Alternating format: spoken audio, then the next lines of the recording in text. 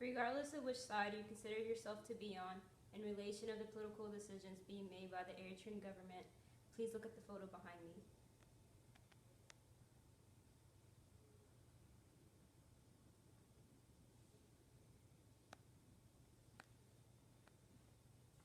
On May 29, 2016, over 730 Africans were declared dead in the Mediterranean Sea, and those Africans were not Somalians, not Sudanese, not Ethiopians, they are Eritreans. A country that is about the size of the state of Pennsylvania is now one of the world's fastest, emptiest countries, made up of young men, women, and children who risk their lives to get on boats like this one in order to gain their freedom.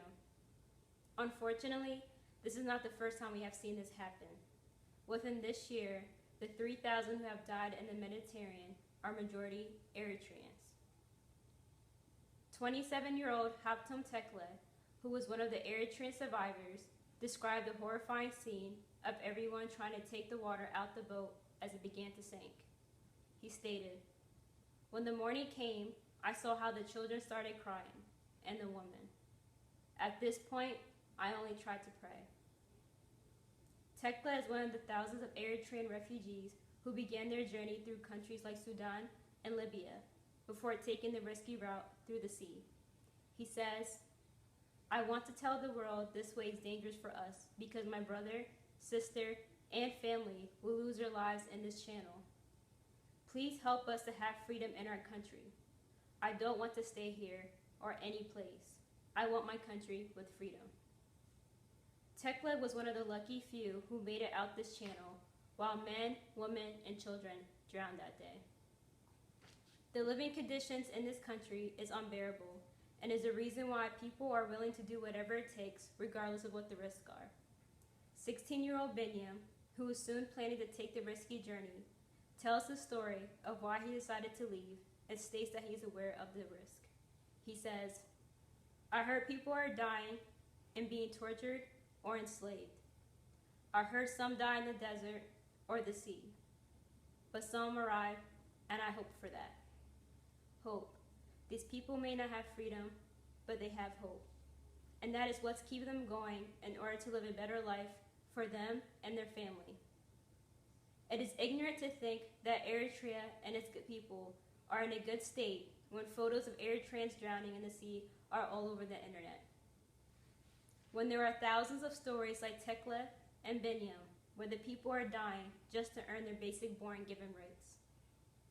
It is ignorant to ignore that this is happening every single day and to act as if Eritrean people are not suffering. As Eritreans, it is our duty and responsibility to help our people. We can no longer afford to sit around and watch what is happening back home. This is the opportunity for us to unite as a nation, a people, and a society. What more needs to happen until we decide to do something? How many more innocent people will have to die? Let's mention the reaction of how many Americans mourn for the 49 that died in the Orlando shooting. Why can't we mourn for the thousands of our own people? How is it that European nations are willing to aid these refugees while Eritrean people here in the United States are not even comfortable talking about it, about what's going on, or never mind doing something about it? Many of you have children, nieces, and nephews who are the same age as those who drowned in that channel. Imagine if that was your child. Especially those of the younger generation who are fortunate to live in a country where food, shelter, or even having an education is the least of our problems.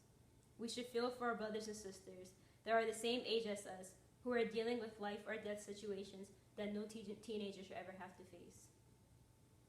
At this point, it does not matter why this is happening. What matters is it is happening, and it will continue to happen until people are willing to put their egos aside and tackle the problem head on. This is no longer a political issue. It's a moral issue. It's an ethical issue. It's about humanity and simply just doing the right thing. The only obstacle that should be in front of your face in order to do something is simply to ask yourself this question: do I care? To the Commission of Inquiry, I appreciate what has been done to prove the United Nations and the world of crime against humanity and Eritrea by the Eritrean regime, and for that I thank you. As we mourn for those we have lost and pray for the thousands of Eritrean refugees that are currently struggling and striving to live a better life, we cannot ignore the source of this problem. In order to tackle this issue, we have to look at the root of what started this all. We are aware that the United Nations are well informed about the Eritrean government that is run by a ruthless tyrant. We are also aware that the United Nations are aiming to step into this problem in order to stop the inhumane acts being done to the Eritrean people. On behalf of the Eritrean community, we support your role in handling this issue, and we desperately ask for more of your support. The crisis in Eritrea is a long-going battle between the people and the government. A government that was created for the people is now one against its own people. It is now quite evident to pinpoint the cause of all this. It is because of a government that is made up with no constitution nor democratic institutions and led by a dictator who has been in office since the country gained its independence from Ethiopia in 1991. Currently, the government has been accused of human rights violations, where people are tortured and teenagers are forced into a Sawa military base. Reasons like this are why you see thousands of Eritreans flee from their country every year as the numbers increase. Reasons like this is why Eritreans need more of your effort to protect the people, as it is your duty to step into any situation that involves with any human rights violations. Again, we thank you for all you have done, and we ask for more of your help and support. Eritrea is a nation full of young, talented men, women, and children who have so much to offer and contribute in today's society and in today's world. People full with dignity, skill, and drive. Unfortunately, their talent will not reach its full potential, and many lives will be cut short because of Isaias Afwerki and the rest of the people working along with him. As a 20-year-old Eritrean American, seeing what my people have to go through is heartbreaking. It's hard to see young Eritreans who are the same age as me, or even younger, battling to see the next day. However, it makes me furious. Furious to know that the reason why thousands of innocent people are affected is because of one man. How can one man, one government, be the cause of such a catastrophe? How can we allow this to happen? Again, this is not a political issue. It's a moral issue. It's an ethical issue. It's about doing the right thing.